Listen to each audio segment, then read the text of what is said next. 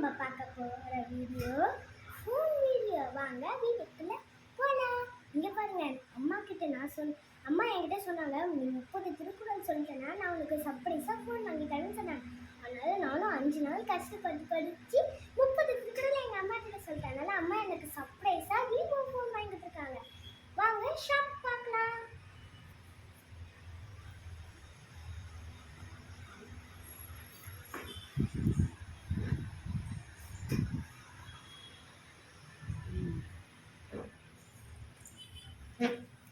நம்ம ஃபோன் பார்க்கலாமா? Brand Vivo. இங்க பாருங்க,